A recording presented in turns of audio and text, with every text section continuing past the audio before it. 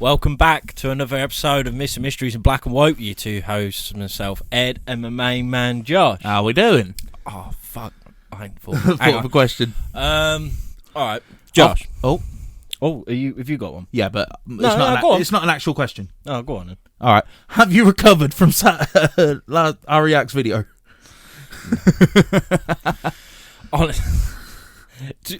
Out of that video, we had to watch like 2 try not to laugh challenges just to G us up a little bit. Cause that was just ridiculous. That was just draining. My sanity was just like on the... I don't know. I think after we stopped recording, we sat here for like a good 5 minutes. Yeah. Silent. Just fucking mad. Question. Right, Josh. Mm-hmm. You have just won the Euro Millions. Oh. Right. Have I asked this before? I might have. I don't care. Right. You got to be selfish. Okay. Right. So it's not like, I'd give some to my family. Yeah. All that boring shit. Yeah. Right. You've just been given the check. Yeah. You just cashed it in. Mm-hmm. Looked at your bank account. It's in there. What's the first thing you're buying? Exotic animal license. Yeah. Yeah. Now I'm getting a fuck off like enclosure built. Well, first thing, I'd buy a house. Yeah. A big old house. Yeah, but that's a given, isn't it? Yeah, with a fuck off garden, and I'm building a closure in that, and I'm getting a bear. Yeah. I'm getting a bear. 100%. 100%. Sweet. You? Sweet. I would be buying like a mass bit of woodland. Yeah. And get down the right channels in some way. Mm. And I'm building my cabin so I could live there away from these fucks who are on these try not to cringe challenges. Because oh my god, yeah, that's not bad shit. Never reason I got the bear. Yeah, but then the thing is, after all that is done, and I've got everything I want there. Mm. I don't think I'd spend any more because No. I'd just be like living off the land. Yeah. And just living my best life, just going fishing all day or hunting, and just living my best life. Because I'd love to do it in England, because being like with family and that, but I'd have to do it in Canada or something like that. Yeah. Because even if you manage to get somewhere around here, what you gonna hunt? Deer. It's eventually gonna get boring. Well, it's not that. It's because I'd only kill if I'm gonna eat it. Yeah. But now I think Canada or America or somewhere like that. That'd be the place to go. Just live off the land. Just imagine though, just waking up, and I'd have say in the living room of the log cabin, mm-hmm. I'd have like big bifold doors, like patio doors, and you just look out and it's just woodland. Oh, just peace. Yeah, just open the door because I don't drink coffee, so I'll be standing over a can of Monster or a tea, like British tea. Yeah, and just be like, what am I gonna do today? I'm just gonna go fish, like for salmon, or go hunting, or make something, or just build something. Yeah, you know what I mean? Yeah. That is well. That'd be what I'd do. Decent. 100%. Decent. If you listened to last week, this week we're still on the Norse, mm-hmm. which is a buzz. Mm-hmm. And this week, I think this is my favourite one. Yeah. This and Ragnarok. Yeah. But this is like my favourite one. We are talking about the beasts, mm-hmm. the creatures, like the monsters in Norse mythology. Yeah. And I've got 4. And yeah. You've got 4. Yeah, we had to dwindle them down because otherwise this would be a whole season in itself. The amount of creatures there are and different varies of the creatures themselves. Yeah. We'd be here all day. Yeah. So I think, but like I say, 8 monsters we're going through. Yeah, so exactly. I think it's going to be quite a long episode, to be fair. Yeah, it could be. Yeah. But also like these are like the main 2. Shall we say? Oh yeah, we got them on lock. Yeah, they're going to be at the end. Yeah. And I've got the reptilian. I'm not going to say what, and I've got the mammal. He's got the wolf. But so Josh, yep, are you going to go first? Yep. Let's get into this. Well, I just can't wait. I think what we noticed before we recorded is that all of mine are the same animal, like the same species of animal. Yeah. Which I'm buzzing with. Yeah. So I think, like we said, I mentioned the main Donnie at the end, but I think the second biggest is Garm, or Garma, as he's sometimes known in Norse mythology. And in Norse mythology, Garm or Garma is a fearsome hound, often portrayed as a wolf or dog, who serves as the guardian of Helheim, the realm of the dead.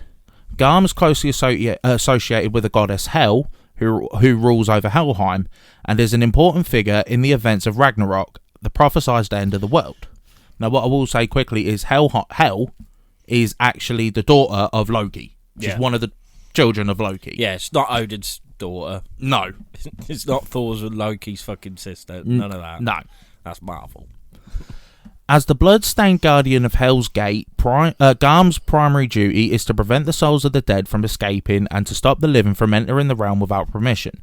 His fearsome appearance and relentless loyalty to Hel make him the perfect protector for the dark and dreary world of the dead. What else? What other creature does that remind you of? Yeah. Cerberus. Yeah. It seems like most mythologies, when they got like their own hell, they're guarded by some sort of hellhound. Yeah, exactly. But the only difference is with Cerberus is he's got 3 heads. He's got 3 heads, and he is an actual dog. Like, do you know what I mean? There's no telling. Like, you don't mistake him for a wolf. He is a dog. Yeah. Well, I think so. You know what I'm getting at? Because I think a lot of I know we're going to be doing Greek mythology, but I think what I think is the best way to look at Cerberus was Fluffy from Harry Potter. Yeah, that's pretty much bang on. A 3-headed staffy. Yeah, bang on, pretty much. That's like my favourite. Whereas I've always thought of Garm as being a wolf more than a dog. Yeah, because I mean he's known, but then again he's known as the Hound of Hell. Yeah, I was thinking more of either that or like a bloodhound, like an Irish. Yeah, bloodhound. sort of looking thing. Yeah, which again I know we've mentioned it countless times. God of War games. You know what this geezer can do? He's a fucker. Because Atreus, or Loki, being the ever so clever bastard he is, sees this poor helpless animal chained up and he thinks, I'm going to free it. He freed the fucking Hound of Hell. Shit hit the fan. He's tearing through the realms like it's nothing. He's fucking up everyone and everything in his path. So then he goes back to his dad with his tail between his legs like, Kratos, can you help me? Silas, boy, I'll fucking do it. Boy. And then he does him in. Well, actually, he doesn't do him in. He turns him into someone else. But play the game. I'm not going to go through it. Does he turn into who I think he turns? Yeah. He puts the soul of him into Garm and he becomes... yeah, I remember that bit. Yeah. So, yeah, there's not really much else to say on Garm. Like, he's just a big wolf that guards Helheim, looks after his buddy Hel, and is like, don't come near me, basically. he's just a dog with rabies. A pissed off dog with rabies. Just don't go near him. Fair. But he's a big Donny. Yeah. They all are. Yeah. So, Ed, what's the next one? My first one is a Draugr. And I have mentioned Draugr before, not even on the Norse mythology, but I have mentioned it before. Yeah. They're pretty much zombies. Yeah. The Draugr, also called Draug, Draugr. Yeah, Draugr in different ways of spelling, I think. Or Draugun, is an undead creature from Norse mythology. The Old Norse meaning of the word revenant, undead man, and ghost. Draugr live in the graves, often guarding treasure buried with them in their burial mound. They are reanimated corpses. Unlike ghosts, they have a corporal body with similar physical abilities as possessed in life. One of the best known Draugr is Glamir, who is defeated by the hero in Grettir Saga. Yeah. After Glamir dies on Yol, people became aware that Glamir was not resting in peace. He wrought so much havoc that some people fainted at sight of him, while others went out of their minds. After a mundane battle, Grettir eventually gets Glamir on his back. Just before Grettir kills him, Glamir curses Grettir, because Glamir was endowed with more evil force than most other ghosts, and thus he was able to speak and leave Grettir with the curse after his death. After a person's death, the main indication that the person will become a Draugr is that the corpse is not in a horizontal position. So standing up, basically. Well, yeah, they're just not, when they're dead, they're not fully flat. When they're laid to rest, they're not fully flat. They're like pitched up. Well, yeah, standing somehow. In most cases, a corpse is found in an upright or sitting position. This is an indication that the dead might return. Any mean, nasty, or greedy person can become a Draugr, as noted by Arman. Most medieval Icelandic ghosts are evil and marginal people. If not dissatisfied or evil, they are unpopular. This is why the prime way that Draugr share characteristics with ghosts, since any person can become a ghost in many Western mythologies. Mm-hmm. Ghosts are generally people with unfinished business, or those who are so evil their spirit makes an impact on the place they lived, like Matthew Hopkins. He was a Draugr. he was a fucking dick. He was a prick. Fucking asshole. Actually, speaking of Matthew Hopkins, I saw a thing at Norfolk Folklore Society put on, and it was it 4 or 5 women? They were done for witchcraft. Yeah. And it was in Great Yarmouth. Oh, mad. Yeah, and he'd done them in. What a prick. Yeah, proper prick, mate. Ghosts and Draugr refuse to follow the prescribed path of death, selfishly staying on Earth when they are supposed to move on.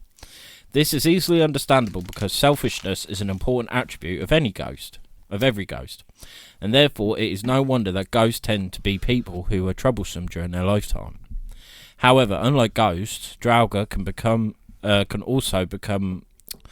also come about through infection by another Draugr, such as an fucking phone. Give me a phone, I'll fuck it up. That's all I'm saying. Infection by another Draugr, such as in the story of Glamir.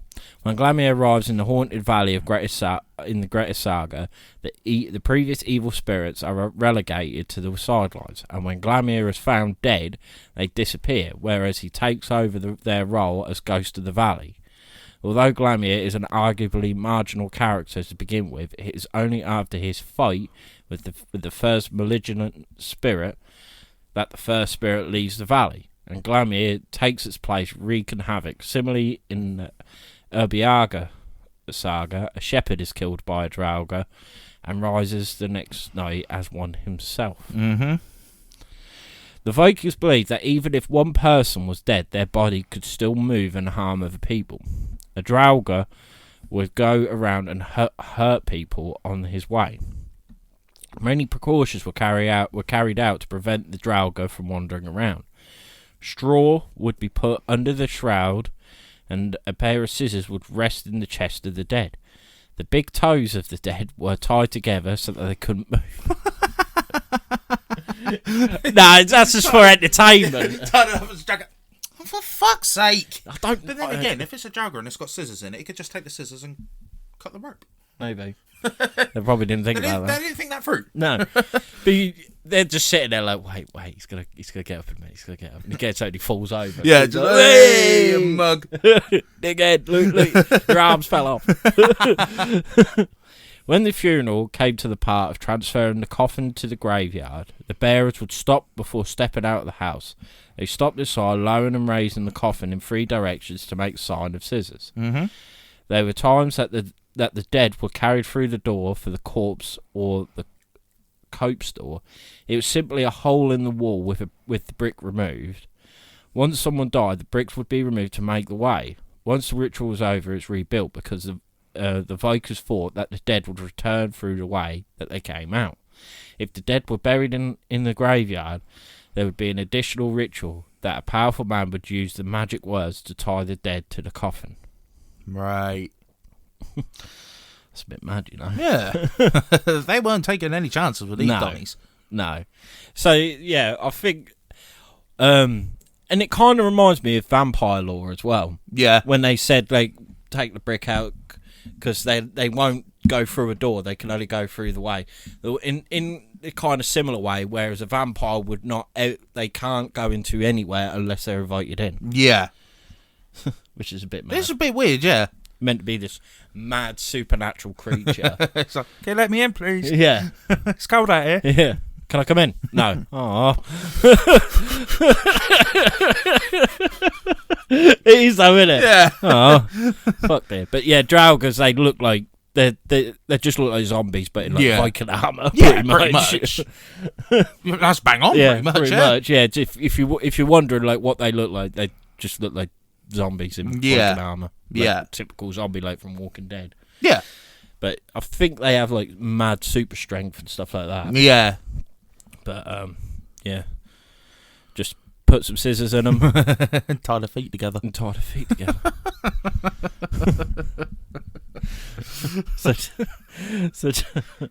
So Josh. Yep.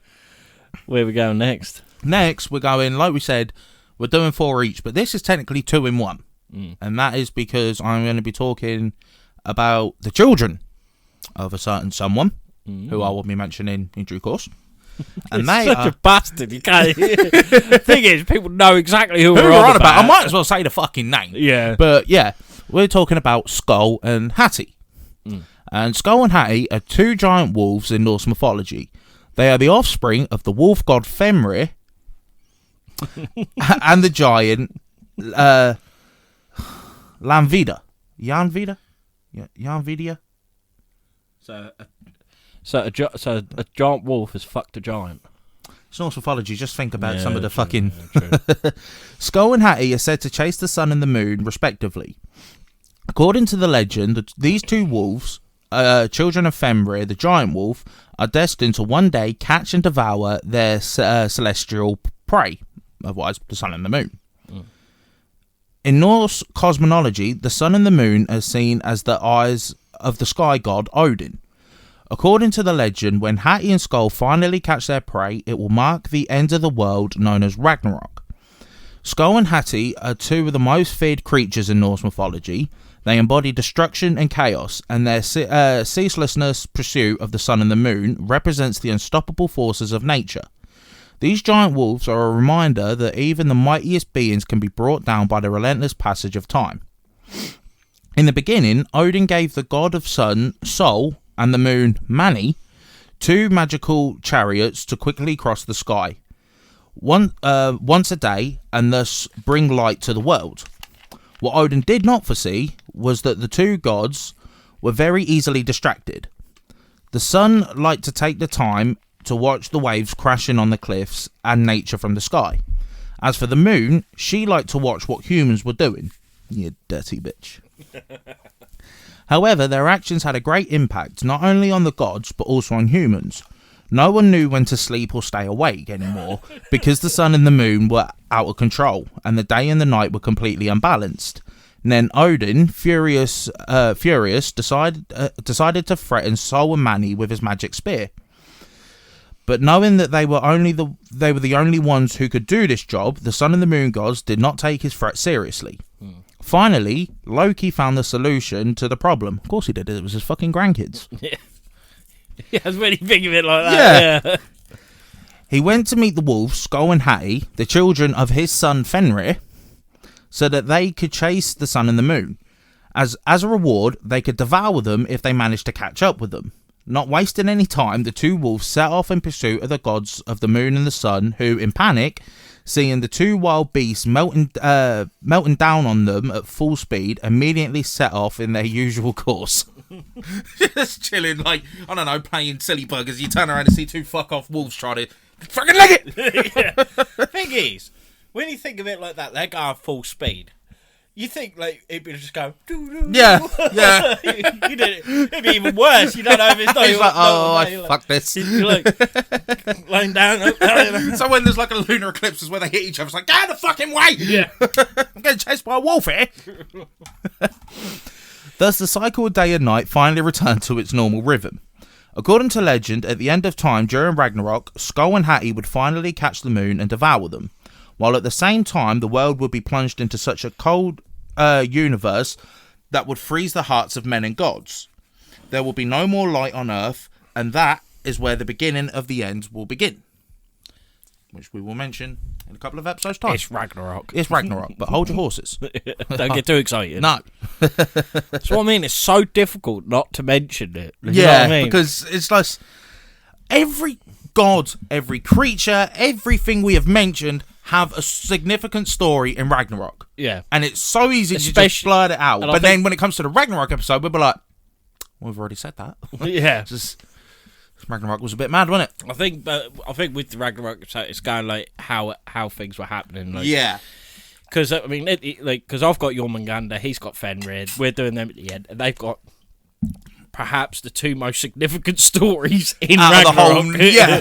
They actually, yeah. In the whole like that. in the whole mythos. Them two and two that we've mentioned have got some big beef. Yeah. Fuck, I never thought of it like that, actually. They're the two biggest, obviously the two most important. Yeah, pretty much. That's a bit mad, actually. Yeah. Fucking hell. Oh, mate, this Ragnarok episode can't come quick enough. No, I know. It really can't. You just breeze through it. It's like, right, this happened, this happened, this happened, this happened. Apparently. Yeah. This is what... Well, the thing is, Ragnarok hasn't happened. Otherwise we'd be dead. Yeah, well, everyone Everyone would be dead. So really, like, this is what is being foretold. This is the prophecy. Yeah. In the pagan ritual of Vikingism. Yeah. Imagine if after all this, all these other religions, but this one's true. And then the sun and the moon just disappear, you hear a big wolf howl, and you think, of all the ones. Yeah. As sick as it would be, it was like, really? Yeah, we're fucked. Really? Don't matter where you are, what you can do, you're fucked. Because you're just seeing a giant snake, a giant wolf. Yeah, that's what I was going to say. Some big fat Donny in a wedding dress and a hammer. Some fucking giants just burning shit. It's just like, fuck's sake. You'd be like that. How's the world going to end? Is it global warming? Nah. Is it an asteroid? Nah. A human's going to destroy the Earth? Nah. What happens then? Well, there's a snake, a wolf, a giant, some fat Donny in a hammer, with a hammer even, just fucking rattling them off. You're like, nah, bollocks, mate. Fucking Jesus Christ. Right, so Ed, what is the next creature we're talking about? Let's go to the depths. Ooh. And we have done a whole episode on this creature. Yeah, we have.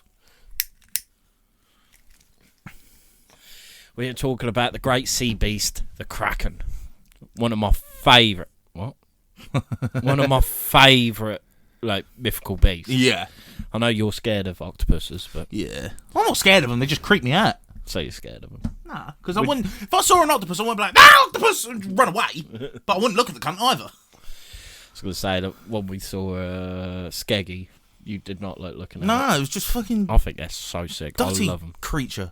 I love them. I think they're so cool. But in Scandinavian folklore, the Kraken is a legendary sea monster of enormous size with an octopus-like appearance. According to the Norse sagas, the Kraken dwells off the coast of Norway and Greenland and terrorises nearby sailors. With this, you may see a similarity in the Greek mythology sea monsters Scylla and Charybdis. Mm-hmm. And this is a thing written about it. It's like, our journey was finally coming to an end. We had set out to discover the wonders of the sea, but instead we were greeted only by hellish nightmares. I know now the sea cannot be tamed. That night we would experience its final acts of cruelty. Most of the men were below deck in their beds, blissfully unaware of the horrors we had awoken.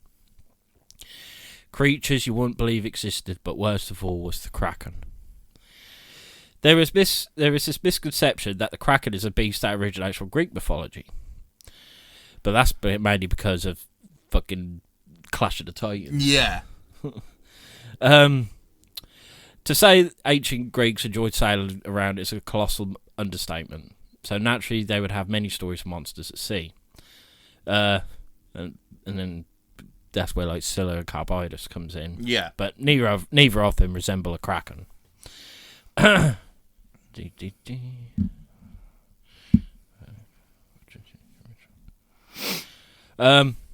From a mythological standpoint, it doesn't really make sense, but if you're in Hollywood's position... Oh, right, it's still going on about fucking Greek myths.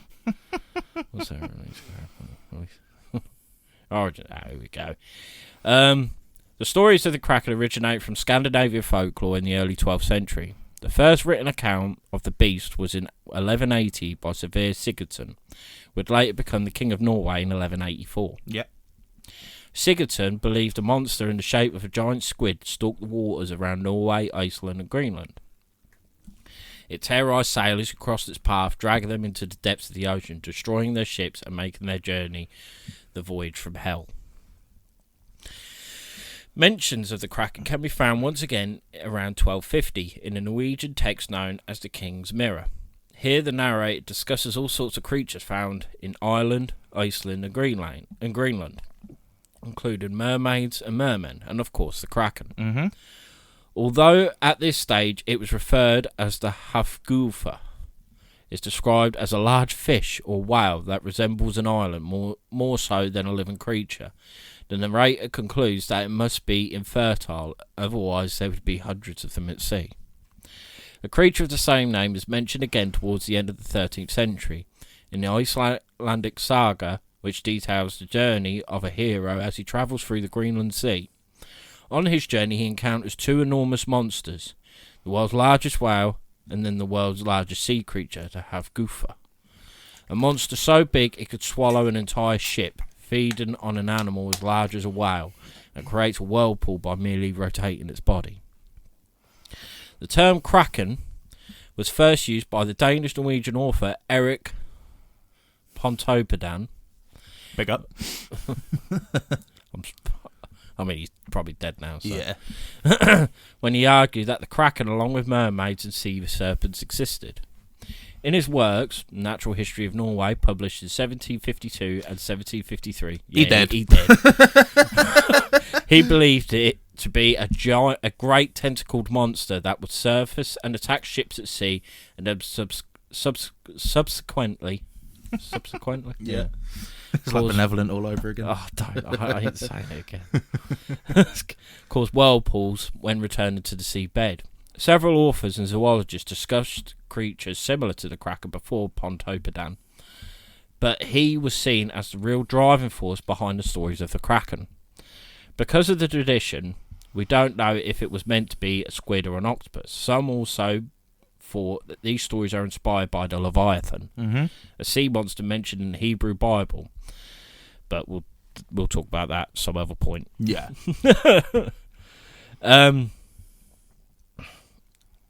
Right. Up until the end of the 18th century, the kraken and its appearance remained ambiguous. Big word. Fucking hell. That's probably, I think that's what it is. It went by several different names, and only constant was its enormous size. The start of the 19th century was when the kraken was thrust into mainstream popular culture, and this is when the giant squid or octopus-like appearance became the norm. Mm-hmm.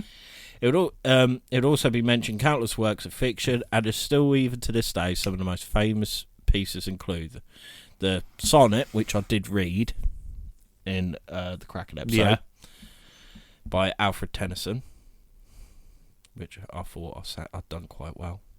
Oh, mate, I was sweating. But because also there's also a thing that the Kraken was also believed to be a giant crab. And you know what? I'd say that's fucking terrifying in itself. Yeah, but if you think, like, when you say kraken, I know pop culture's got a lot to do with it nowadays, but you instantly do think squid or octopus. If after all this it was just a fucking crab, I'd be fuming. Yeah, but you mean like I'd be terrified. A kraken, like what we believe is a kraken size, but a crab. Yeah. You imagine like you being on a boat and all of a sudden this giant fucking claw just comes up and just just cuts you in half. Yeah. Like cuts the boat in half, and you're like, ugh. And then you just look down because crabs have got them weird eyes. Oh yeah. And they go, just, and it got them like fucking mandibles, and like trying to drag you in. Mate, I think that would terrify me more than the fucking giant. Because at least then you're seeing tentacles. Yeah. You know what I mean? Like, if it's just cut you in half and the boat's doing a fucking V, and in the middle it's just crab going, just like doing its best Sarlacc impression. And I'd be shitting bricks, especially when its eyes keep fucking moving. Yeah, I'd be more creeped out by that than a giant squid. Yeah, or octopus. What would you rather see it as, a giant squid or a giant octopus? Octopus. Sorry, man. Yeah, octopus.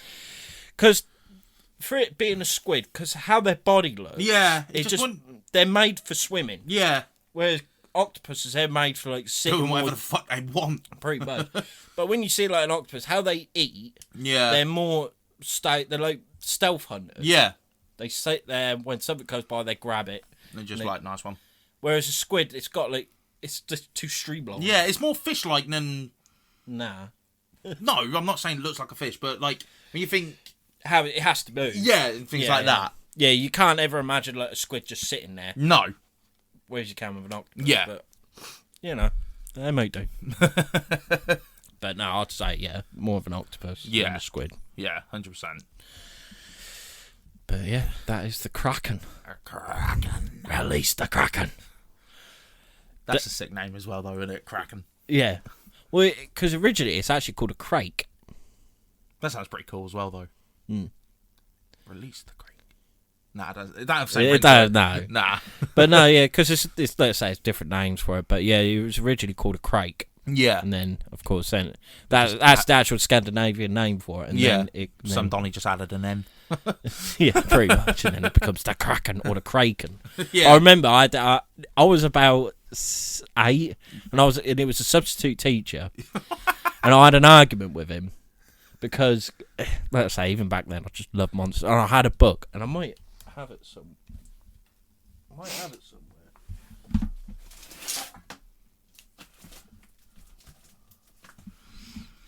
Oh, I swear I did.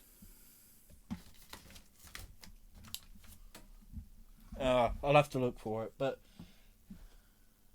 it was. Oh, it might have got damaged. I don't know, but yeah, and it said about like, the Kraken and everything, and he was like, "Oh yes, the Kraken." I'm like, "Nah, it's called the Kraken." He was like, "The Kraken." That's how they say it. I'm not, you know, like in Pirates of the Caribbean, Dead Man's Chest, they had the two dumb ones, the two pirates. They actually argue about it. Yeah, that was me and him. He kept saying like Kraken, I kept saying Kraken, and it was just like, and then someone else just come in and went crab. Yeah, it was both me and him like no.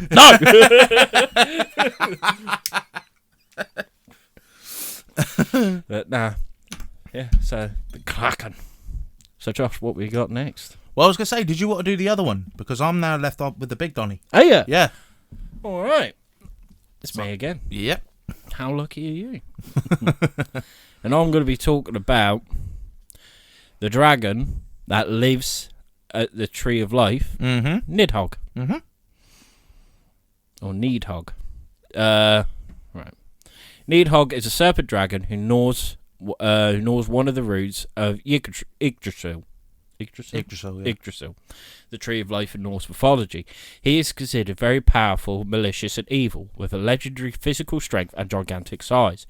It is also mentioned that Nidhogg chews the corpses of murderers and those who break in the oaths in Nastrand. That's how Nidhogg found by the Vikings, seeing him to devour the most heinous criminals who end up in the underworld. Hence his name, which means Malice Striker, or he who strikes with malice. The serpent dragon dwells in the centre of Nilfheim, within the famous Vergelmere, one of the 3 major springs at the roots of Yggdrasil.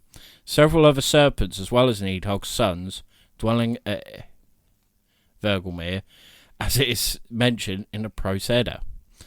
The Nidhogg's plan is to destroy the World Tree, as he knows that the destruction of Yggdrasil will mark the end of the gods. Mm-hmm. If the mythical tree falls, the Norse cosmos will fall back into chaos. There is also the idea that the roots of Yggdrasil keep the dragon trapped until Ragnarok. Mm-hmm. The prophecy says that when Ragnarok comes, the serpent will be free, again leading the giants to attack the Norse gods.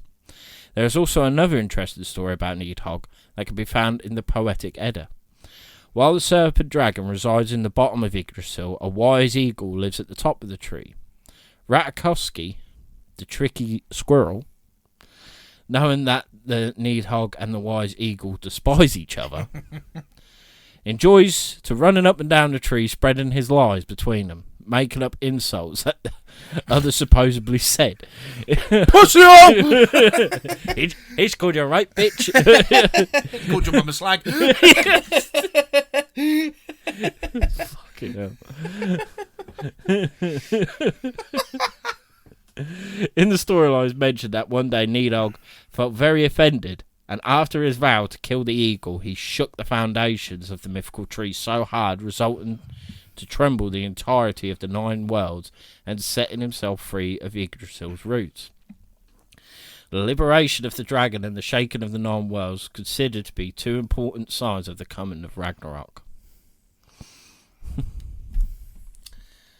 So again, it's leading to Ragnarok Yeah. again. Everything This is we so fucking annoying. I know. Everything we fucking do leads to To Ragnarok. At least, like I've said, at least when the Ragnarok episode gets here, we're golden. Yeah, we we could just be us. yeah, exactly. We could just let go. And boy, are we gonna let go because there's fucking right. bare shit to cover. Yeah. 2 more weeks, we can do it. Yeah, 2 more weeks. 2 more weeks. Just about. Yeah. Just about we can do it. So, Josh, Mm-hmm. tell the world. Tell the galaxy.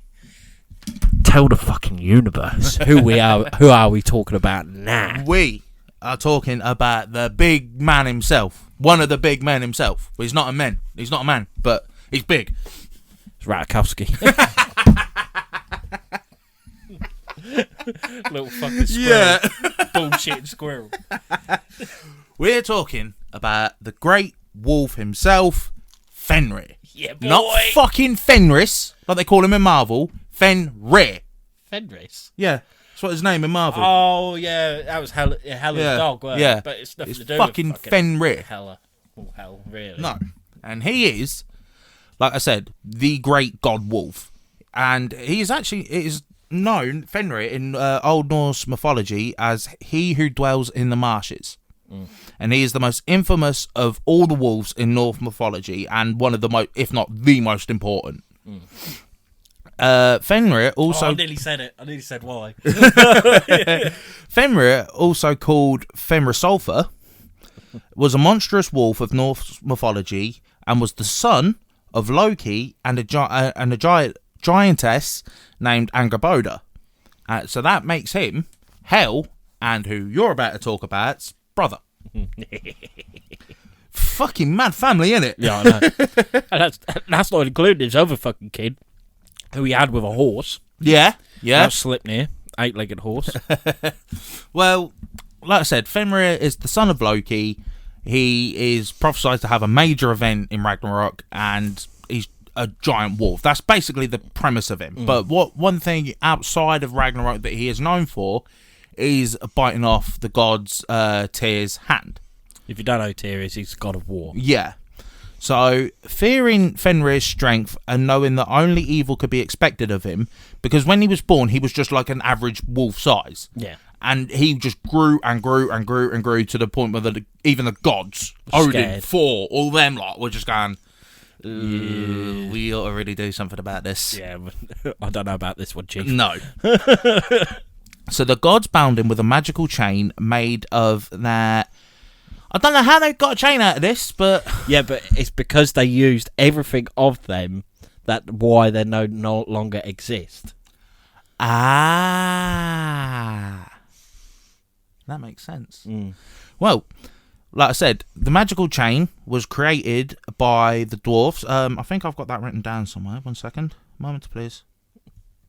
Yeah, right. This is just a premise of it. Basically, they use the sound of a cat's footsteps, the beard of a woman, the breath of a fish, and other occult elements.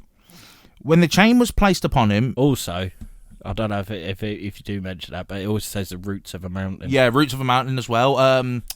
Was it the Song of the Wind or something like that? Yeah, and I think there's... Isn't it like the spray or the water off a fire or something? Yeah, like something like some that. mad shit. Like things you just never think of. It's because they used everything to make these chains. That's why they no longer exist. Yeah, exactly. That's why a cat's footsteps are silent. Yeah. Well, as is recounted more fully in the tale of the binding of Fenrir, the Aesir gods raised Fenrir themselves in order to keep him under their control and prevent him from wreaking havoc throughout the 9 realms. He grew at an astonishingly fast pace. However, eventually, the troubled gods decided to chain him up. Their first 2 attempts were unsuccessful, while the cunning gods convinced Fenrir that it was only a game to test his strength. He broke through the fetters easily, and for their 3rd attempt, the gods had the dwarves forge the strongest chain ever built, which nevertheless gave the appearance of being very light and even soft to the touch. When the gods presented Fenrir with this 3rd fetter, he became suspicious, and refused to be bound with it unless one of the gods would stick his or her hand in his mouth as a pledge of good faith. Only Tyr, who we just mentioned, the god of war, was brave enough to do this, knowing that it would mean the loss of his hand. And sure enough, when Fenrir found himself unable to break free of his bonds, he ripped Tyr's hand off from its arm. The chain was then tied to a boulder, and a sword was placed in Fenrir's jaws to hold them open. As he howled wildly and ceaselessly, a foamy river called Expectation flowed from his drooling mouth. As the river's ominous name implies, this was not the end of Fenrir. Again, so much more I could fucking mention, but I can't. Yeah, because when them chains break, he goes mad. he pissed. He very fucking pissed. But I remember, I don't know when you started getting into Norse mythology, because I was always into Greek. Yeah. Like being young, I've said it time and time again. And when I did start looking into Norse mythology, I just thought of like Thor. Yeah. You know, Thor and Odin. You just think of the gods, don't Yeah. you? But then you hear of Fenrir, Nidhogg, Draugr, and all them. And then you're like, oh, fucking hell. They had some madness. They had some beasts. All right. Who would you think would win in the fight? You've got all the Greek beasts and all the Norse beasts. Who would win? There's so many more Greek beasts. Yeah, but I think because of the sheer size of the Norse, they do it. Oh, Typhon, he'd fuck him up. He would fuck him up. He was king of the monsters. Yeah. He would fuck him up, to be fair. But, it is a difficult one, you know. Because with Fenrir and Jormungandr, they're like the two... literally biggest. Yeah, and the Kraken. Yeah. You know what I mean? They're the three biggest, I'd say. They'd hold their own. Yeah, I mean, one of the tales of Fenrir is that when his jaw opens, or his mouth opens, sorry, the top part of his mouth touches the sky and the bottom touches the floor, and he devours everything in his path. Yeah. So that just shows how big this Donnie is. Yeah, they're called Devourer of Worlds. Yeah, exactly. So he big boy, and again, what with who you're about to mention, I mean, big. Like I say, like there's Fenrir, but then like I say when I got into it, but then my favourite come up, the Midgard serpent, Jormungandr. Oh, I just love saying that name. She still won't let me have it as a name though.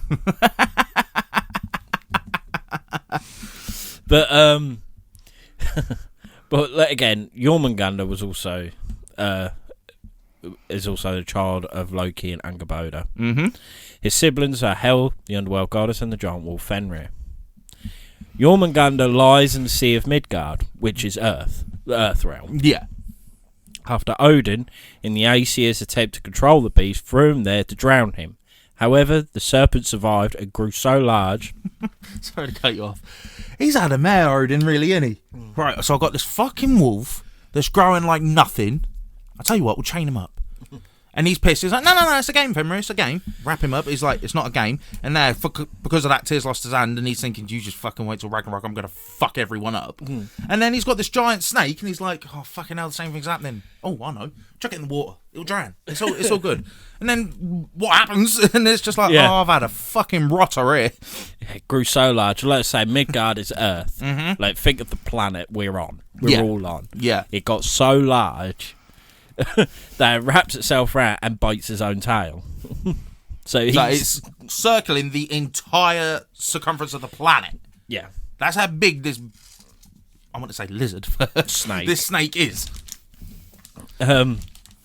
Thor is confronted with Jormungandr twice. I'll mention one, but I'm not the other. The first time when Thor, Loki, and Chaval visit Utgard, Loki's castle. Here Thor tries in vain to lift a giant cat, which turns out to be Jormungandr in disguise. Oh no, there's 3 times. The second time was during a sailing trip where Thor is joined by the giant Hymir. Thor lures Jormungandr out and attempts to strike him with Mjolnir, but is interrupted by Hymir that cuts the fishing line. Yeah. He literally fished for Jormungandr. And I'll see. You seen the picture? Yeah. Well, painting. Yeah. It's not an actual photograph. But, selfie. yeah. But he starts to. He's pretty much got the head and like the hook and everything's in Jormungandr's mouth, and he's about to fucking go Swat for it it. one. And the giant cuts the line. Jormungandr then hisses violently. And I think that is when they were like, "Yeah, when we next meet, you're done for." It was a proper just you wait, cunt. Yeah. Oh, look, there it is. Oh yeah. The series is prophesized. No, I'm not mentioning No. I mean, I'm pretty sure, right? If anyone watching this has a brain cell, from everything we've mentioned, it's sort of obvious what happens. But you're gonna have to wait if you don't know. Yeah. Jormungandr is described as a giant and monstrous sea serpent or dragon, capable of spitting deadly venom, and with a terrifying look. If we refer to the myth of Thor's fishing adventure, its size is such that it surrounds the earth and bites its own tail. In the it's so difficult, man. So annoying. Hang on. Yeah, according to Snorri's Edda, he is the son of the trickster god Loki and the giantess Angerboda, as well as the brother of Wolf Fenrir and Hel, goddess of the world and the dead. His kinship with Loki is also attested in the Eddic poem. And in the skaldic poem, Postrappa, where the Kenning fucking hell, Fenrir Logseem's father of the serpent refers to Loki. During his early years, Jormungandr is raised in the world of the giants, Jotunheim, but is thrown into the sea by the god Odin because prophecies foretell. Some madness. Yeah. Oh, mate. This whole thing is just... It's making me sweat. Right. But that is the gist of Jormungandr. Yeah. But I think I've mentioned this before. My nan has been pissing me off with it. Because there's the Netflix show Ragnarok, which I haven't seen yet. Nah. I really would like to. And my nan says, oh yeah, Loki's got a worm growing inside of him. And I'm like, a worm? Does he call it Jormungandr? And she was like, yeah, something like that. He treats it like it's his own kid. I'm like, And then she was like, oh, Loki chucks the worm in the water. I'm like, it's not a fucking worm. I said to her, it's not the worm. It's the Midgard serpent. And she was like, oh, does he get big then? I'm like... Big's a fucking understatement. He gets a little bit big. He only, like, circles the whole earth, bites his tail, and then... Because that's also the thing, when he lets go of his tail... That's where Ragnarok starts, yeah. But the thing is, right, what we've all mentioned, like pretty much all of our monsters, is every time something happens is the start of Ragnarok. So they've all got to happen literally like simultaneously, more or I less. think it pretty much does, doesn't it? Like, that'd be the biggest shitter. Like, Odin's just overwatching it all, and then it all happens, like, Skull and Hattie get the sun and the moon, Fenrir breaks out of his chains, Jormungandr lets go of his tail, and it's just like, Nidhogg fucking just gets out of the tree. Yeah, just like, fuck this tree. It's just like, nips. Boys. 4. We got a problem here. Thing is, you just know, I know we'll talk about more on the Ragnarok episode, when Jormungandr lets go of his tail, Thor's like buzzing. Yeah. He's the only one that's buzzing for Ragnarok. He's like, oh, come on then. Yeah. Fucking have you little mug. Yeah, because I think it's because they pretty much tell like the prophecies of what's going to happen. Yeah. You know, like it might not end up quite well for you, what you think. And he's like, nah, fuck this. I'm going to write my own prophecy. Yeah. This is what's going to happen. I want to say so much. Oh, no. It's annoying because in a way I feel like because we've covered the gods, we've covered like the Valkyries, and now we've covered the beasts. We haven't done a single one of them justice. No. Because of their stories all culminate in Ragnarok. And because we're mentioning that on its own episode, we can't really say much more without giving it away, even though there's a lot of people that probably know what happens. Yeah. It's just... It's frustrating. I honestly very cannot frustrating. Fucking wait for this Ragnarok episode. Honestly, yeah, Ragnarok. We're going to have to start like 6 in the morning. And just go till like 10 o'clock at night. Because honestly, it's just going to be like pretty much the start, the fight, the finish, what is meant to happen. Yeah. And just let the beasts out, you know. It's like opening Pandora's box. It really is. Which is a Greek thing, but let's say, 'cause I think with Greek mythology, it's a bit easier. Yeah. Because a lot of the monsters have their own story. Mm-hmm. They're not.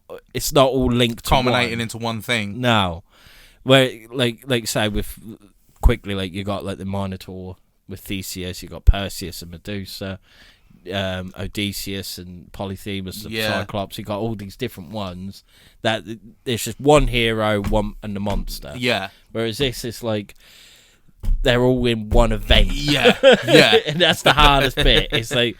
We want to talk about Ragnarok. Want to talk who dies, who doesn't die, what happens. So annoying. Yeah, I know. But no, and again with God of War, like I love the design of Jormungandr. Yeah, he looks so cool. Yeah, and just like there's no malice with him. No, really, is there? No, not like, really. I mean, he is talking to pretty much his dad. Yeah, yeah. But like, yeah, there's just no malice between them, and he just seems very like wise. Yeah, that's the kind of thing I got from him. He just looked wise. Yeah, and then he bites into for a statue, and then you're like, you don't like him very much. So. But here you go. Here's a question, Josh. Mm-hmm. I know we've already done one, but who would win in a fight? Oh, Jormungandr or Fenrir? Jormungandr. Yeah. As much as it kills me to say because I love the boy, but it's just he's on another level. Jormungandr. Like, Fenrir is fucking ridiculous, but then Jormungandr's just then something. Do you know what I mean? Yeah. Yeah, Jormungandr would win. Plus venomous as well. Yeah.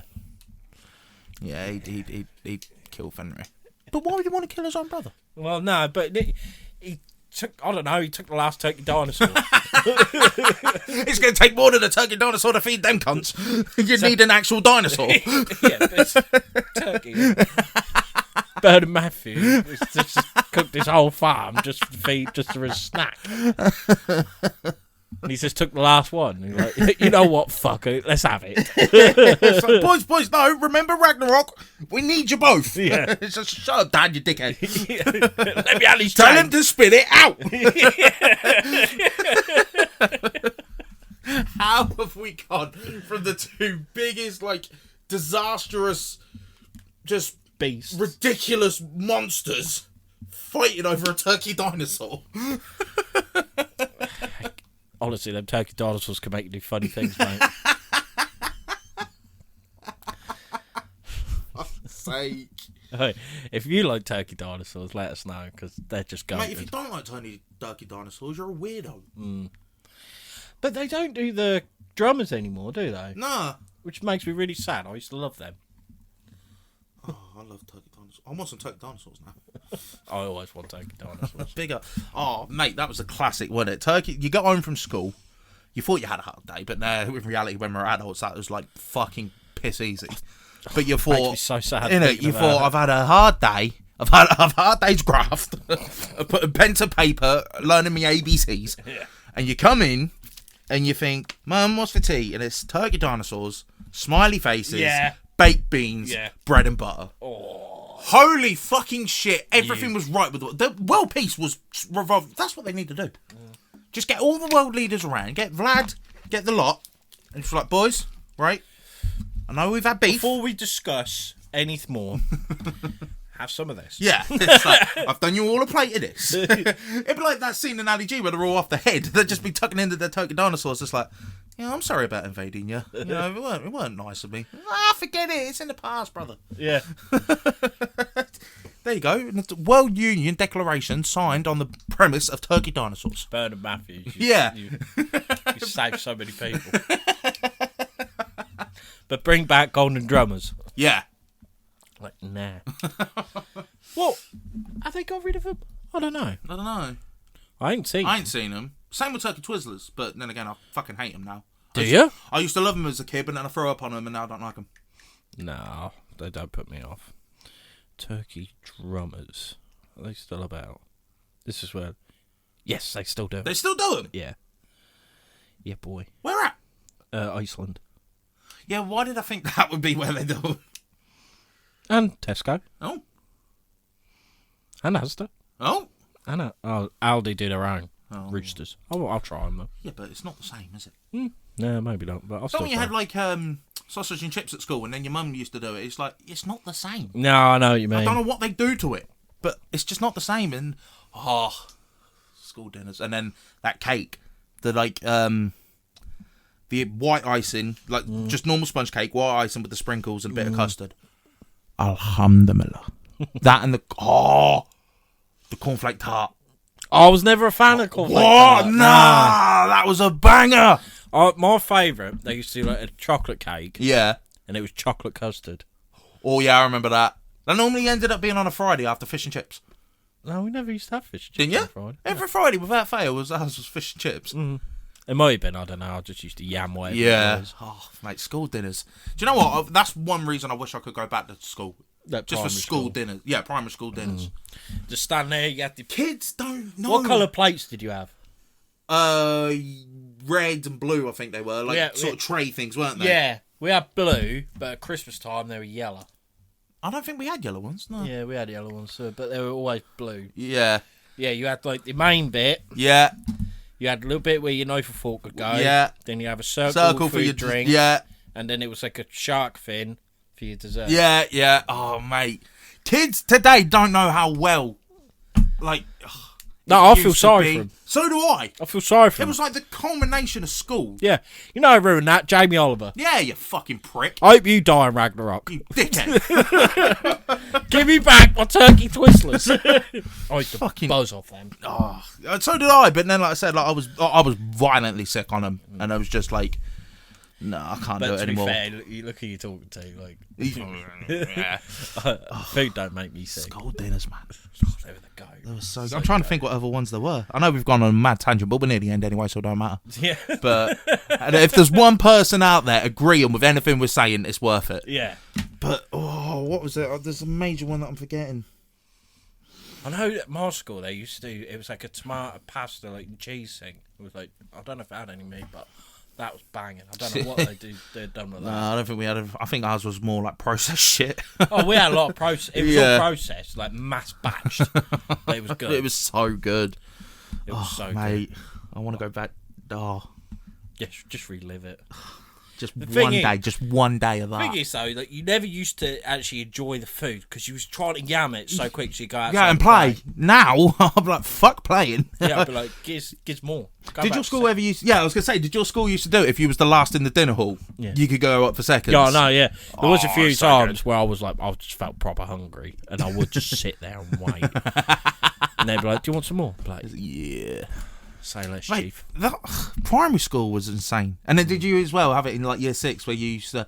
Because like, it was like year 3 to 5, you have to sit on the floor. And then year 6, you got the benches at the back, and you felt like an absolute governor. Like, you was like, yeah, bow down to me, you peasants. Yeah. And as well, because I was the oldest. Yeah. So everyone used to like look at me like I was like king. Yeah. Oh, mate, what history. And then what was it? What was the other things you used to get, like, when you got home? I was 25 at the time. I got held back a few years. Oh, Findus crispy pancakes. Can you remember them? Yeah. Oh, they were good. Yeah. They were good. No wonder we're fat cunts. The more I think back. I've lost weight. That's what's up. Whatever weight he's lost, I've gained. Yeah, no, that's just being skint, mate. Yeah. Can't afford to fucking eat. But now, like, yeah, try to get back on topic. Yeah. Jormungandr was a beast. Giant snake, innit? But it'll all make sense on the Ragnarok episode. Let us say we are just trying to hold back. There are so many stories what we're going to go into. Like I say, Ragnarok's going to be a very long episode because of... Oh, that's what I was thinking. Did we fuck off the Nine Realms episode? Yeah, but... And do Ragnarok as a 2-parter? Nah, it fucks my thing up because then there'll be only 4 episodes. What, even though it's a 2-parter? Nah, it was a 1-part, wasn't it? No, that's what I'm saying. Do we fuck the Nine Realms one off and do Ragnarok as a 2-parter? Oh, yeah, we could do, to be fair. Because Nine Realms, it's going to be a short one, isn't it? We're just going to mention the realms. Yeah, pretty much. Which... Yeah, we'll do that. Midgard, Helheim, Asgard, Svartalfheim, Niflheim, Jotunheim. Heim. Helheim. What's the other two? Asgard. I said Asgard. Asgard, Midgard. Midgard, Svartalfheim, Alfheim, Niflheim, Helheim, Muspelheim, Jotunheim. Jotunheim. Oh, what's fucking bitch tits? Where's she from? Vanaheim. There you go. Done 'em.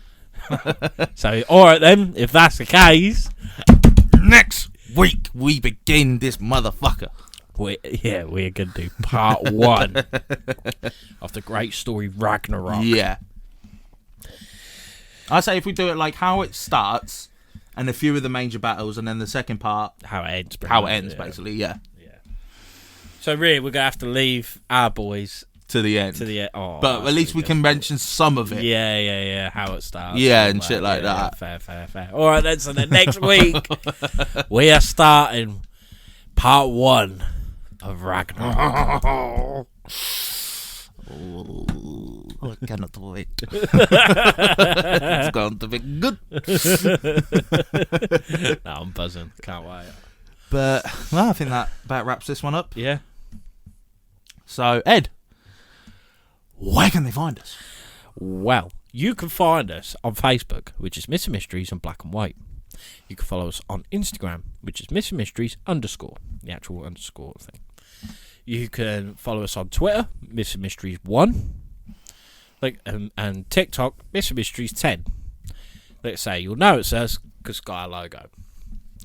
You can, I love this. Yeah. You can actually watch us and subscribe to us. Fucking hell. You're excited now. Yeah, I know. I nearly start speaking fucking Icelandic then. Which is Mr. Mysteries. Best way to find that is through our Facebook page because algorithms and all that. Mm-hmm. Please share, please comment, please like, all that jazz. I don't care what you comment. Just comment, son. Yeah. You can email us, and that can be sightings you've had of any cryptid, UFO, ghost, anything like that, and if you would like us to investigate, you can email us your theories of different things that we cover. Not really on this one because it's myths. This is pretty much written down. Yeah.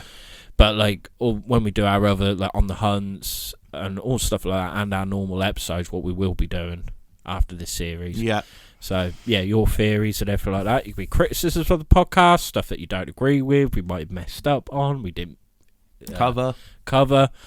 And if you just think we're shit, just email us. Yeah. Praises, which we prefer. Mm-hmm. So tell us how we're good. Yeah. You know, boost our egos. Yeah, please do. They need a bit of a boosting. Yeah. Help us. Fucking hell. Right, yeah, so that was sightings, theories, criticisms, praises. Also, if you want us to cover something, email us on that.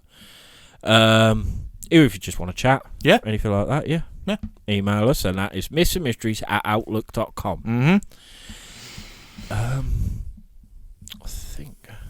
I think I've covered it. Yeah. Wow, Josh. Even though they are listening to us, hopefully.